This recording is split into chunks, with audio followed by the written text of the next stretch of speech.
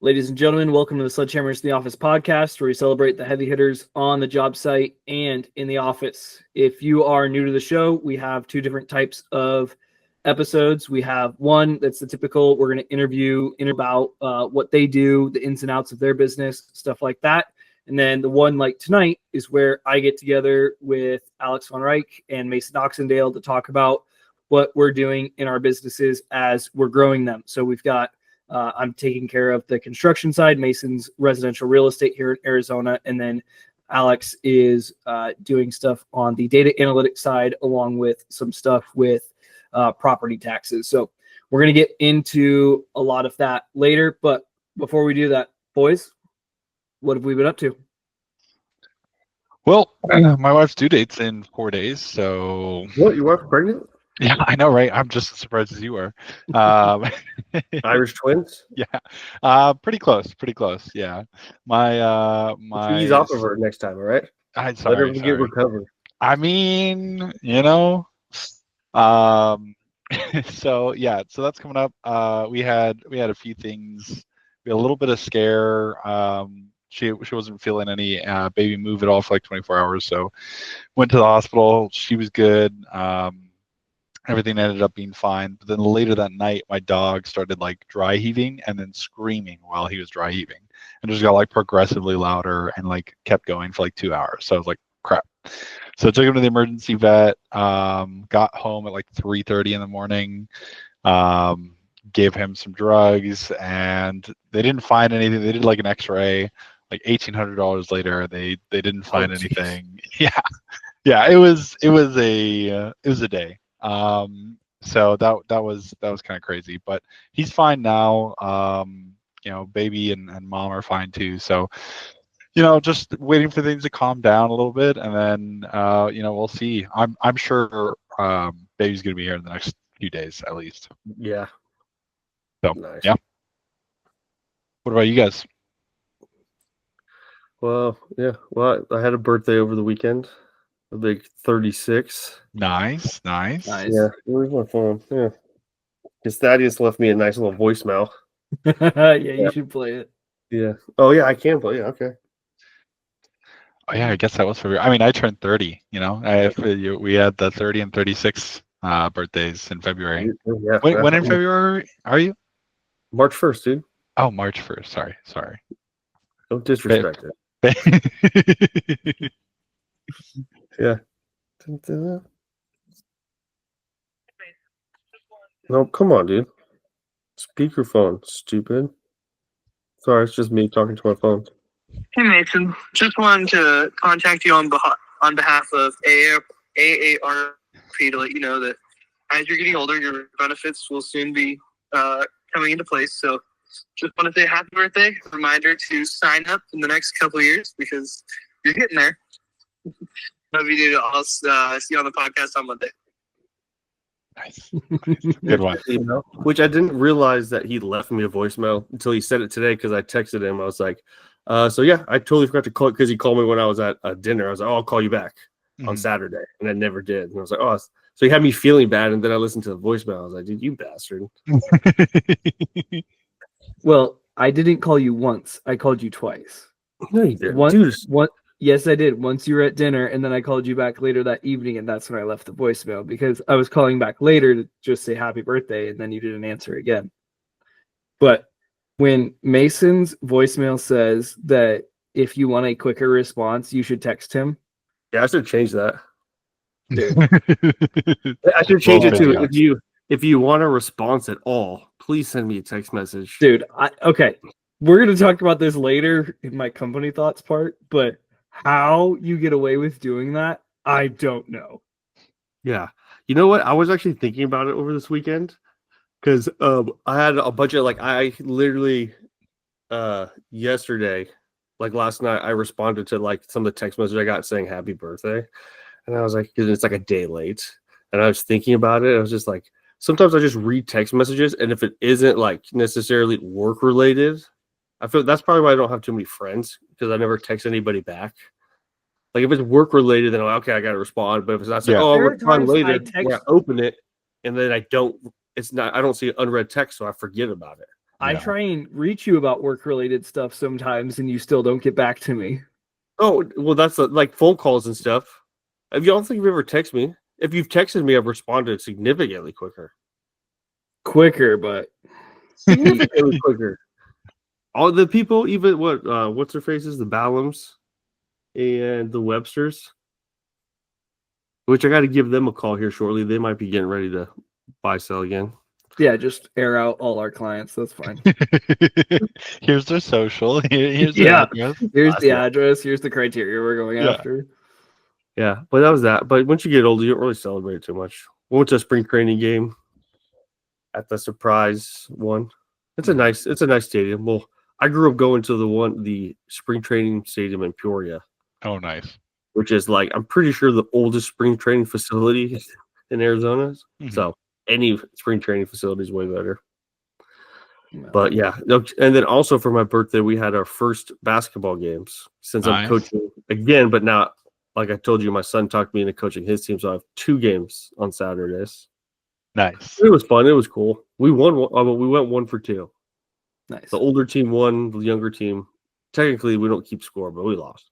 Yeah. Their coach did a horrible job of teaching them just instead of just doing skill stuff, teaching them on how a basketball game works, like where you're supposed to run to on offense and defense. You're supposed to pass the ball out of bounds.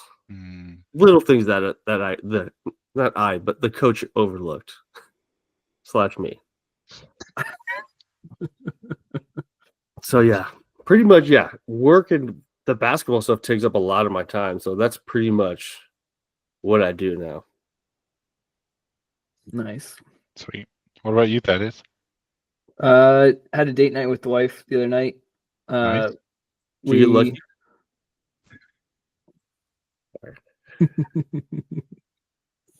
Anyways, how did the movie night go?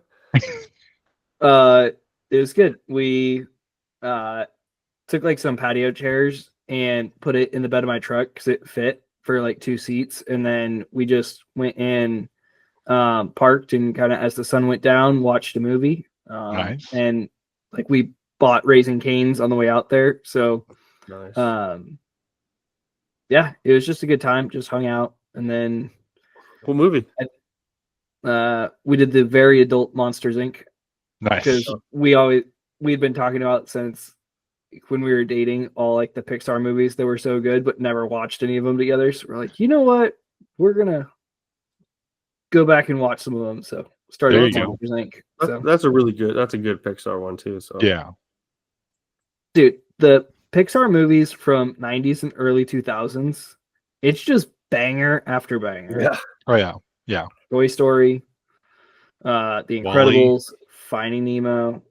Mhm. I don't know if I'd put Wall-E in the same tier. Really? I love Wall-E. I think Wall-E's great. Well, you're a Not as nerd. good as The Of course you would. Incredibles. Wall-E's like 2007? Is it really that early? 2008. Oh wow. Yeah. Oh. I guess Yeah. so. Yeah, Disney's gotten a little too progressive. There's some of the movies getting a little weird. You want to go into that? That's for Mason's thoughts at the very end. Yeah. Ended up my sister, she was working as a receptionist at a salon, and then they left her a voicemail letting her know that she was being let go because the salon was a little slow on business. So just over a voicemail being let go. So then about a week later, I started to realize, you know what? I've got stuff that I could just have her do. So for the last 2 weeks, I've had her working with me and just getting her up to speed on some of the stuff with the bookkeeping, video editing, and then she's also actually helping. She was helping with the list that I was creating of designers. So that's been good. And then my wife and I do CrossFit, and there's a big online competition every year. So that just kicked off, and we did the first of 3 weeks for that. So that was a lot of fun, getting our butts kicked. But yeah, that's been February. Well, that and work. I had a couple projects that were very hands-on, so we were getting those wrapped up, and those are all essentially done now. So Yeah. Heck Well, yeah. I saw some of your videos online of what you guys did, and I was exhausted watching it. So no, I did not want to take part in that. yeah, the full video for one of our projects comes out on March 11th. So I'm excited for that one because I wish I had gotten a few more time lapses on it because we did get a lot of work done, but the final product is fantastic. I'm super proud of it. Customers super happy. So it is great. Heck yeah. Nice. Cool. All right. Anything else before we get into it? Nope. Well, you know what that means. It's time for our next unofficial ad read for our favorite brand in the whole wide world, Shamrock Farms.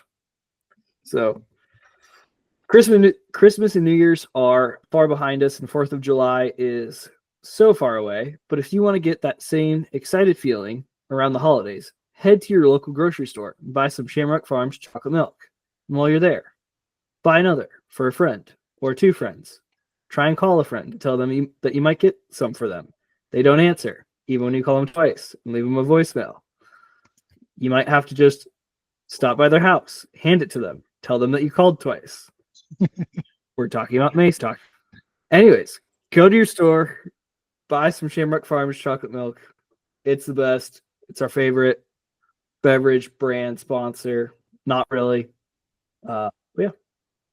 Hey, you forgot to put your sponsored background that they wanted you to do. Yeah. Yeah. I did the product placement. We'll do it again. Don't Yeah, worry, there you it'll go. happen multiple times throughout just me drinking. I'm just saying, you've never bought me chocolate milk from Shamrock Farms, so Yeah, he's never offered either. He's kind of just been like, "Hey, look at this giant jug. Anybody want to yeah. sip?" No, he never offers. He just drinks it all himself. Yeah. Just terrible. That's a Yeah. bad move. He's gonna send us like a cart of it now. And you Right, have to- yeah. Yeah, it's like, oh, by the way, they expires tomorrow. Good luck. I thought about calling you guys saying like, hey, you like everybody buy one and then we could hold it up to the camera or whatever, but I knew that it would take me 14 phone calls, 36 text messages, and Mason still wouldn't get it done. So Hey, I see he knows that I would get it done because I reply to text messages and phone Yep. calls. yep. What Usually about Alec, we'll like he's got a freaking stupid Android. I don't even know if he can see if you like or heart a message. Yeah, Will I can. that satisfy you at least? Will that if I acknowledge you? yeah, I at least know you have a Okay. pulse. All right, let's get into the stuff. Let's take a look at some of the numbers for the building industry, stuff that we track on a monthly basis. 2x4s are at $3.75, plywood's at $18.28, copper is at $30.39. That's the only one that's gone up. That's about $2. Plywood staying the same. 2x4s are staying the same. Is 2x4 is that 10 feet or 1 foot? 8 foot, 2x4 8 by foot. 8. That's the standard. So that's just what I track usually. So if that one goes up, that's usually pretty indicative that something's going on. And Yeah. then plywood is going to be the 15-30 seconds OSB, and same thing. It's if that's going up, that means something. Usually every other plywood is going to follow. They're going to be riding that. So there are certain specialty items that might go up or down just because they're specialty for whatever reason. But if the 2x4x8 or the 1/2-inch ply is moving, then everything's moving. So I know that when I started doing the podcast with you, it was post 2020. But like, what? I know you've been tracking this forever. What were them before 2020? Do you remember? Or you probably have it documented. I wonder, like, what were the 2x4? How much were they? Cheaper were they? Like, I honestly didn't track it before we started doing the podcast. I started tracking it just because everyone was saying that material prices were so out of hand, and I just wanted to see like, all right, what's the truth? It's the same thing as far as the inventory that we track, because people will parrot something even if it's 3 months, 6 months, 18 months old, and it's like it's really not. I do know that plywood on average is up a little bit, but I remember seeing plywood. I think it hovered right around $10 to $15 for the most part, and now we're seeing it float between. It's kind of more like 15 to 24. Yeah. So, and then 2x4s though, they were a little bit lower than where we're at, but not by much. Okay. So in terms of the price, when everyone's like building materials are still out of hand, it's like, no, some of the specialty stuff, some of the appliances, some of the different stuff like that, but not all the building materials are going nuts. And that's what we've been able to just track. The stuff that consumers buy, they up that price for sure. Yeah. Like and part of it also makes sense, just depending on where they're getting it from. So anyways, recap of our numbers real quickly. Gross that we took in was 26,981. I'm trying to figure out how to track the profitability because I forgot to take a look at where everything was at the beginning of the year. But the moral of the story for right now is that 26,000 really should have been more like 35,000 because I had a final payment that was an ACH transfer. It cleared. It made it into my account. And then 24 hours later or 48 hours later, I had paid a subcontractor, started doing stuff for just, I forget who I was paying with it, but I got a notification from the processor that they needed to take all the money back. And it was over $8,000. So that was fun watching that go away. The client was fantastic though, because I reached out to him and I was like, hey, I got this notification. They checked this was the funny part. They checked their bank account. They had the money in their bank. I checked my bank account, my money in my bank. So anyways, the processor took it back. They wrote me a cashier's check. So we're just waiting for that cashier's check to go into the account. So nice. As far as profitability goes, it doesn't look great right now for the first 2 months. But in all reality, if I had the $8,000, we'd be sitting a lot prettier with everything with that. So anyways, this is the second time this year we've had a payment processor issue, and we soldier on. 2 separate payment processors, and we actually think it may have been the bank to blame, not the processor. So anyway, we think it was a credit union from here in the state because I was told that credit union also gave the homeowner issues even when they were doing stuff with their personal finances, trying to move it around. So it is what it is. We got it all figured out. Huh? Hopefully it's not my credit union. Hopefully not. Action steps for last month. This last month has been a whirlwind, that's for sure. I've had a lot of people reaching out just kind of organically. I've gotten a lot of leads from a local subcontractor that I have here. I had talked to them. It was 8 months ago when they had told that they would get people asking for them to do stuff that was outside of their scope because part of their work, they're a tile contractor, so they'll do floors and showers a lot of the times. And they told me that people will usually come in and be like, hey, when we're doing our shower, we're looking to redo all this other stuff in our bathroom, whether that's move walls around, add a window, do these, whatever it is, and repaint the house. And they aren't licensed to do that. They're not set up to do that. They don't want to do that. So I talked to them 8 months ago saying, hey, feed me all that stuff. I'll take care of it. Obviously, you guys get the job for the tile, shower, whatever, and we'll just roll. I had crickets out of that for 8 months. And then within probably 30 to 45 days, I've had 4 leads come out of it. 1 that we've closed already, 1 that I've been named the general contractor on, and then 2 more that we're in the process of selling. And I feel like we have a 75% chance or greater that we will close both of those leads. So, but working through the projects, making sure that everything's getting done with that. I ended up having my sister create the list for it was going to be designers and builders. I think she had around 15 designers that she put on the list. So I need to call them and set up the appointments, and that would be my action steps for next month. But I'm kind of leaving that with a grain of salt because I have we have projects kicking off, and we have several more to sell that we're in the design phase. So everything is pretty heavy on the front end. And as things are rolling right now, we need to kind of just make sure that we're doing everything correctly. So we've been talking about this for a while, and I went in and double checked it. I got the domain transferred over. So the new website is cytobuilding.com. No more cyto-building.com. We have cytobuilding.com. Nice. Yeah. So Why did you go? What was the background? Why did you go dash building?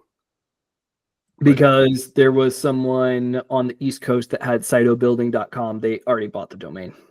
And then how'd you get it? So there is it was owned by that guy on the East Coast, and then one of let's see, there's a gentleman who advises me on business stuff, and we'll say I used to work for him. One day he texted me randomly and said, "Hey, you should really just have the domain cytobuilding.com." And I texted him back, "Yeah, well, someone I looked into it, someone owns it right now." And he sends me a screenshot and says, "I know, I do." So I sent back like a bunch of question marks, and I'm like, huh? Apparently it had either expired or he got it, whatever. But he just gave it to me. So hell yeah. But the reason why I couldn't use it up until now was because between GoDaddy and Squarespace, the website builders, once you get a domain transferred to you, it needs to sit there for 60 plus days for you then to be able to transfer it somewhere else. So that period ended. I got it. Now the website is set up under cytobuilding.com. Nice. Was it one of those things where, just don't ask how you got it, just take it and say thank you? It may have expired. It domains, they're on a couple year subscription. So I don't know. I'm very confused on how he got it, but I was just very thankful. Yeah. Well, I mean, I get with my domain, I get updates. Like I get anytime something that had like Oxendale in it expires, which is not a lot. It's mostly my uncle's dealership stuff. But I'll get an email saying, "Hey, this is available." So just take your uncle's car dealership. You're gonna buy it back. Oxendale.com it'd be a little expensive to buy that one. They gross a little more than I do. Do you guys see the thing where some lady who was named Sierra, Sierra Mist, bought the trademark for Sierra Mist before, was it Pepsi could renew the trademark? I saw that happen to Google one time too. Yeah. So look up expiring ones and name your child that. Play the long game. Yeah, they offered the lady $10 million to buy it back from her. She turned it down because I think she was trying to just pump up the price. And instead of offering her more money, they just rebranded the drink altogether. I know. What a bad move. Yeah. Yikes. Yeah, sucks for them. But I've got some stuff later for the company thoughts. But Alex, what have things looked like on your end? Yeah, so pulled in some profit last month from some work I had done in January. Stuff started to keep going, and as it's definitely been ramping up. I've had actually a few people reach out through word of mouth and through some of that stuff. So I'm hoping that more of the analytics work is going to be ramping up at least the early part of this year. A lot of my effort has really been on the property tax side of things. So I built out more in January. I built out most of the scraper to actually test that things would connect to different counties. And then February was mainly focusing on building like an actual interface. So you can now add your own buildings. There's specific logins. You can add parcels to those buildings, have them in certain portfolios, all that kind of stuff. And that's And while live. Hmm? That's live. Yeah, it's live on my website. No one else knows where it is. It's just I'm hidden away while I'm still building out the MVP. I've started adding screenshots to the podcast, so I'll take a screenshot nice. of it and throw it up there.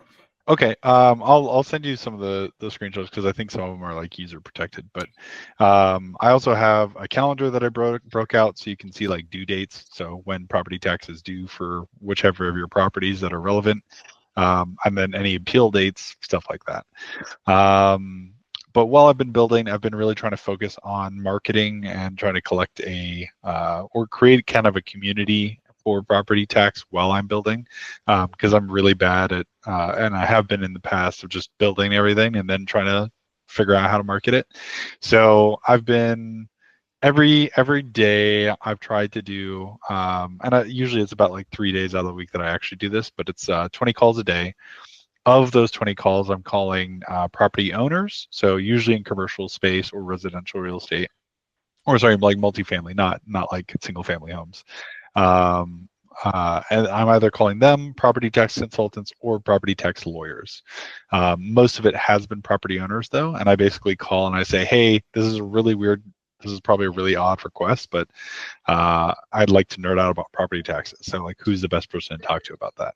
And so I've kind of come up with my own way to make it more like a game. And it went from, I absolutely hated it, I was like, this is miserable, this is awful, to now I'm actually like really enjoying it.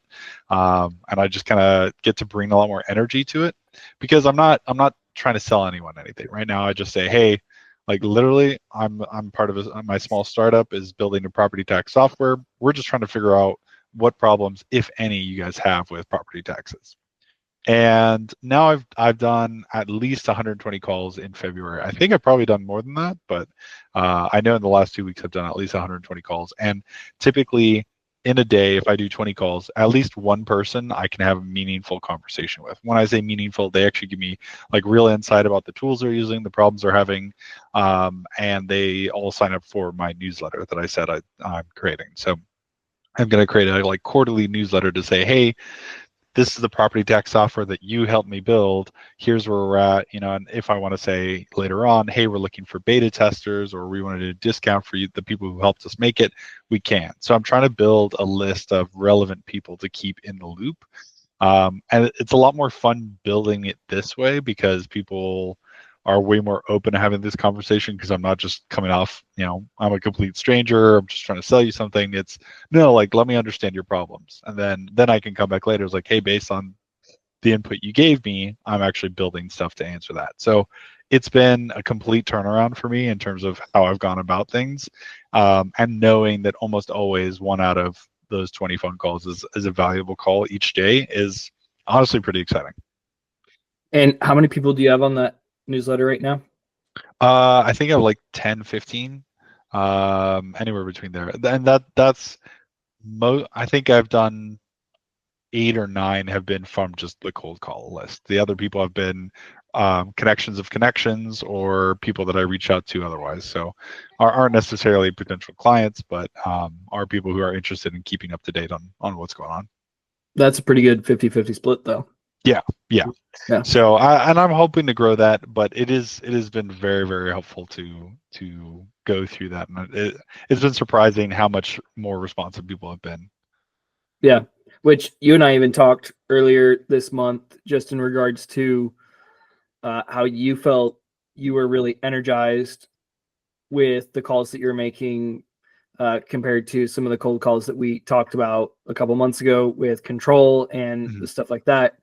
And one of the things that I brought up on the call was sometimes it's when we either reframe, or if we have a different belief behind what we're doing, or feel like the motive is different, those calls can go a lot easier. And my example with that was in real estate. I felt really weird about reaching out to people because it felt ingenuine, as far as they're just going to think I'm trying to sell them a house or get them to buy or whatever. But then on the construction side, it's completely different.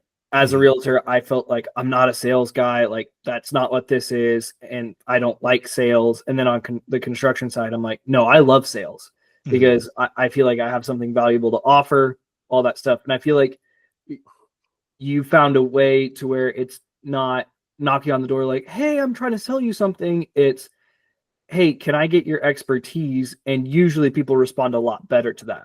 Now, like, you obviously operationalized what you're doing, so it's not just, can I get your expertise, but you understand how you're going to follow this whole sequence. But once again, you've already built up that goodwill on the front side, so you've got even that emotional overcome for yourself for that reason to give them the next call.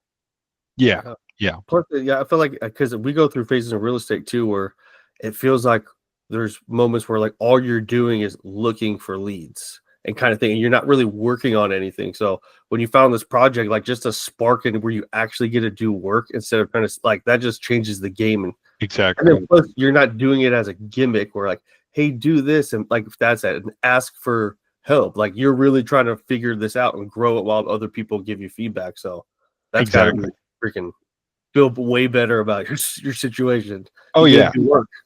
Yeah, I mean, honestly, it's given me a lot more energy too. So like, and I think that comes through on the calls too. People are much willing to help you. I'm kind of like leaning into the weirdness of it, of like, look, all right, I know it's not normal for someone to just call and want to like nerd out about property taxes. And some people are definitely like put off by it, but almost everybody, even if they're not like willing or necessarily able to help me, they're all interested.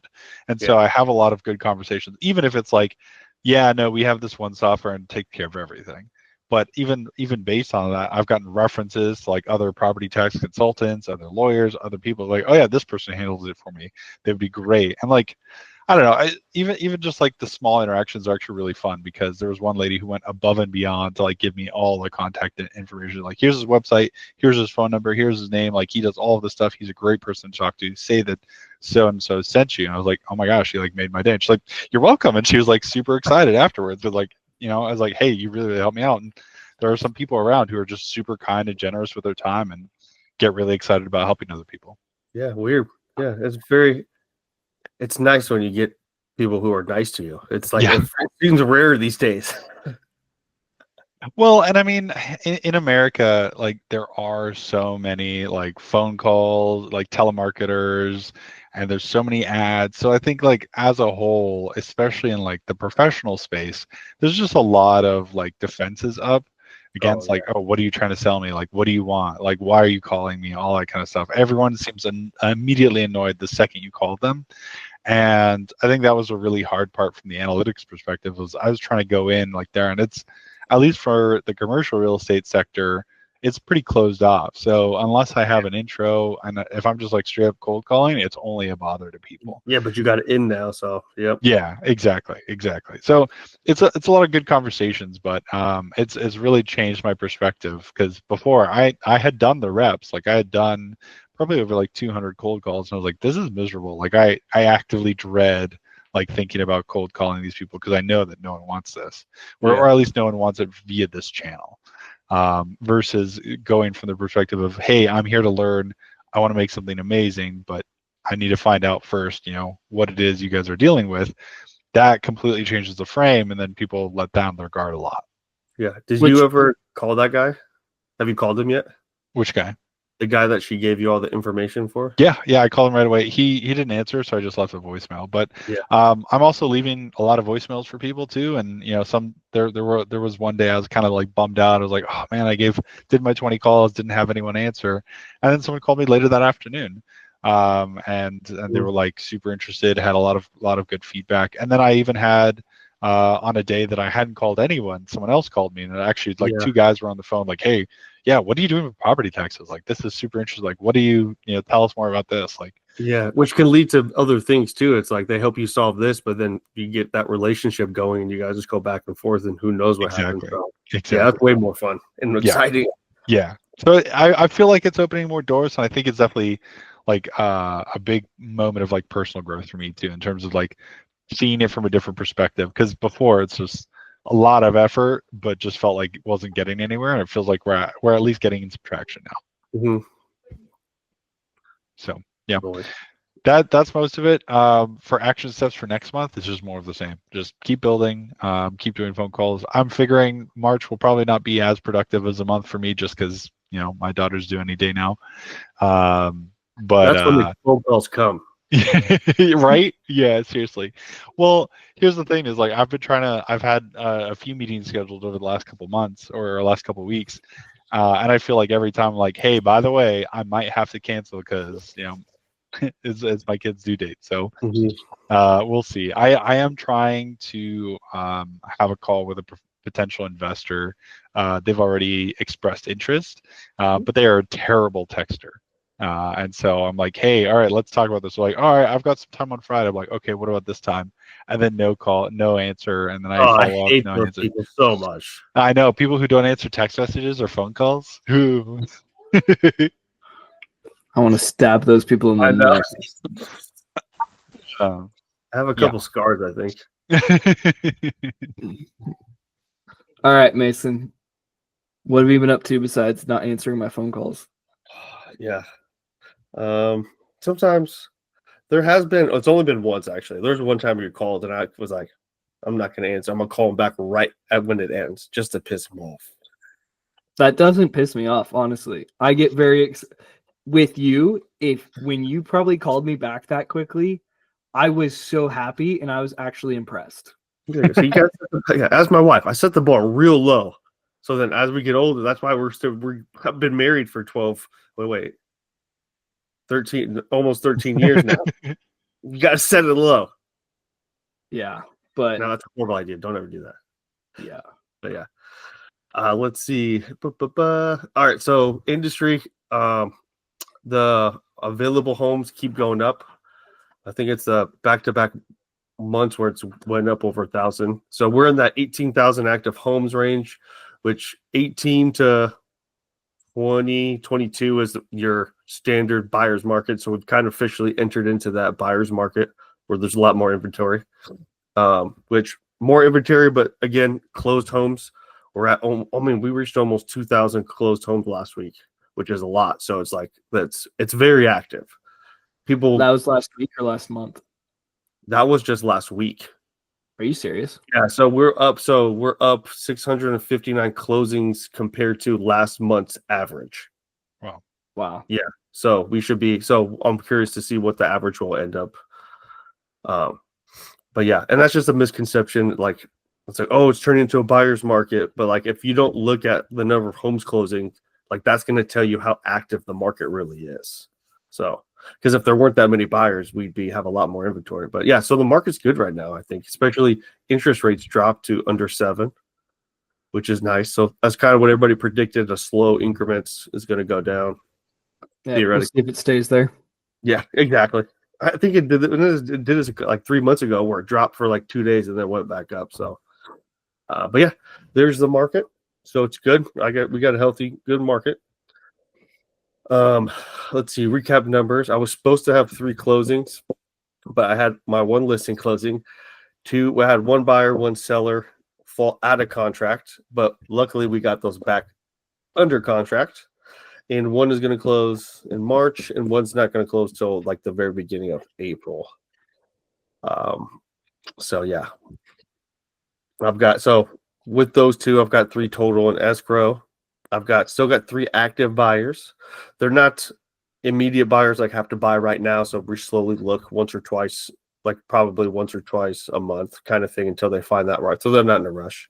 And same thing, I've got 3 active seller leads where they're going to list with me, but they're, I don't have people sign listing agreements, 6 months before they want to sell it. Some people do, but so they plan on selling before the summer. They just got a bunch of things to move around. But yeah, so I'm staying normal. I would like to be a little bit busier, but this is pretty good. So the business is doing good. And then to my action steps from last month. Here, real quick before we get to that, yeah, Mason, I want to pull up. I'm going to share my screen real quick. and we're gonna watch his video he just posted on YouTube. So, there we go. you see it? Mm-hmm. Anyways, go ahead. Nothing. Oh yeah, this is such a supportive group of characters around me. I love it. No, but yeah, no. Supposed For to the post a people who video. are in audio, there was nothing on screen. He Yeah. didn't post his video for the fourth plus month in a row. The one that he said he's Second had the month. footage. Alex, is this the second month in a row? No, We you were started definitely in- talking about. You were I've been definitely talking talking about about last year. But we started in December. I was talking about how I wanted to get the actual YouTube stuff going. I feel 'Cause I like had I've it heard you scheduled. said you wanted to get it going for probably like since July or something, right? I went and checked 100%. a year ago. 100%. So why didn't you post the video? No reason at all. Well, actually, there's no reason at all. So do you want an excuse, or do you want me to tell you what steps I'm moving forward to avoid it? No, I don't care about the steps Sometimes moving I don't like forward because answering they're not Thaddeus. real. Because he sits there with just a smug look on his face. It's kind of like when you ask a kid, be like, well, why did you do this? Why did you make this? This is why I did. Don't give me fucking excuses. What do you want from me? Do you want the reason why, or do you like the reason how I'm going to try to avoid it? Well, I don't want any of it. For Thaddeus? Okay. Well, then in that case, I did not finish my action steps for that month, and I have the same steps going for next month. So stay tuned. Keep your live feed on that YouTube page in case it happens. no, when it happens, not in case it happens. When it happens, it's gonna happen. Just in case no, just in case it happens. I Oh, texted the group chat on the 18th, you did. on the 28th. Yeah. And still nothing. The last text message you sent last week was the one where I said to myself, fuck me. So I knew that I didn't have any time and stuff to do it.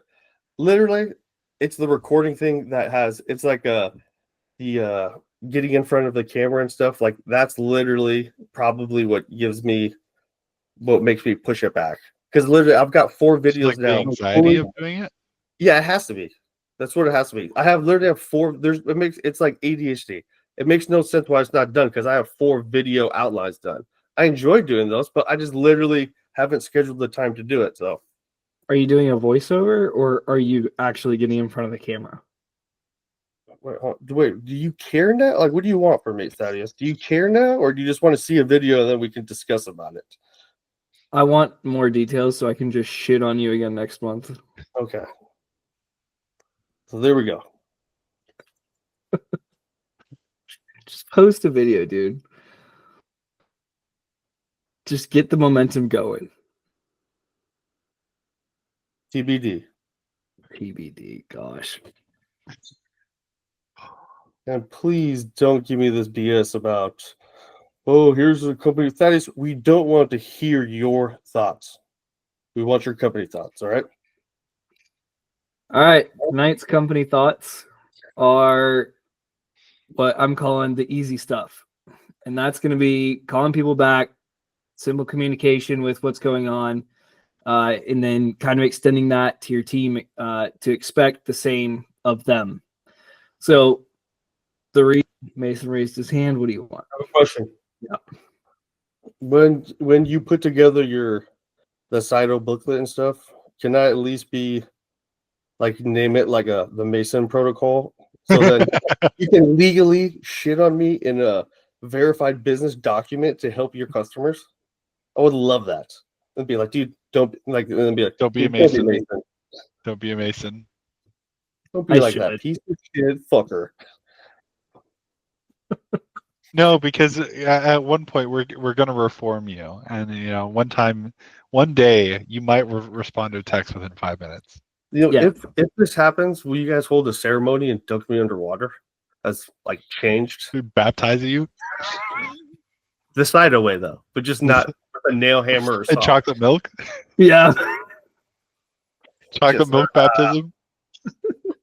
Shamrock Farms though, please. In 2028, when we're celebrating your first video being posted, we'll have the chocolate milk fountain ready to go. The first video, Mason's 40th birthday. I'll quit the podcast before that happens.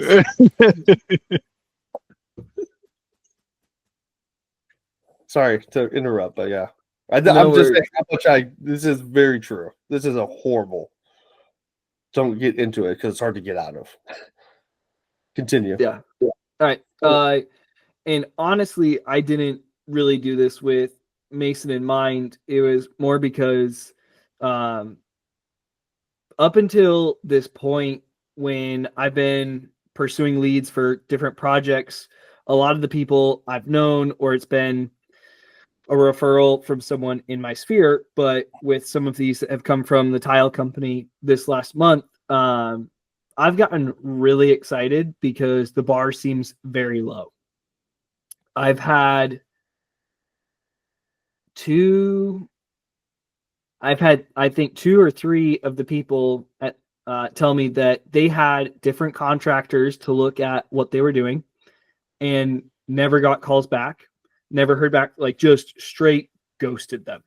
So these people have, whoever these contractors are, they have a project that's a legitimate project, tens of thousands of dollars.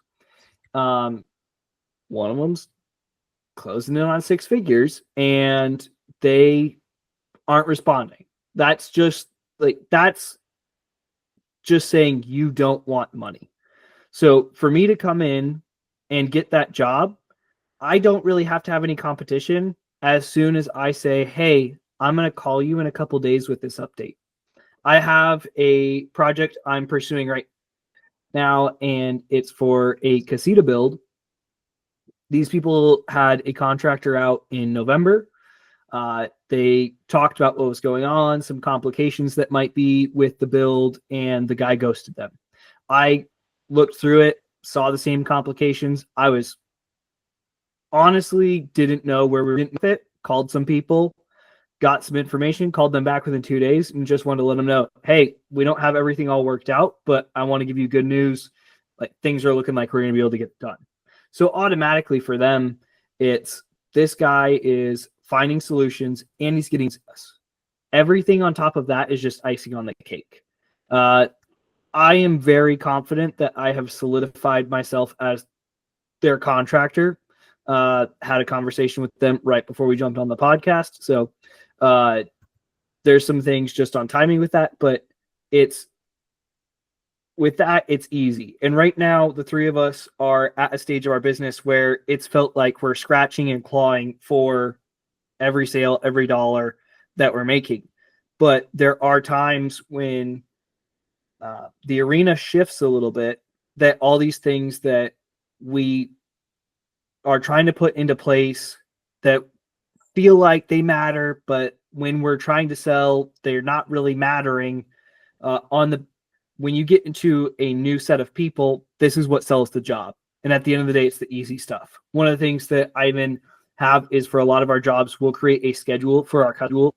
And I was meeting with a prospective client today, and they were asking, like, how long do you think this would take? Because they had 2 other contractors out before and no one could tell them.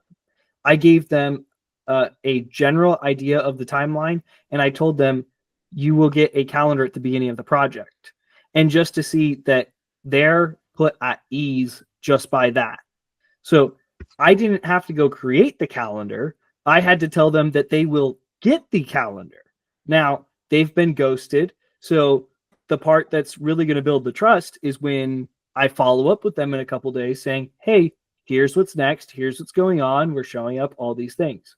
So another one of the practical ones for me is, like, I kind of started slipping into the same boat as Mason with phone calls and text messages that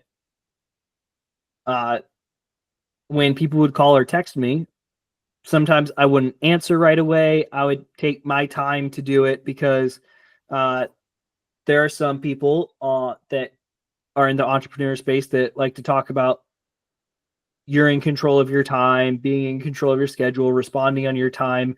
And at a certain point, I started to realize that was just horseshit. And the reason why is because when you look at the statistics, that if you have a lead reach out to you, your chances of getting that lead to convert to an actual client drop by 95% if you don't respond to them within the first 5 minutes.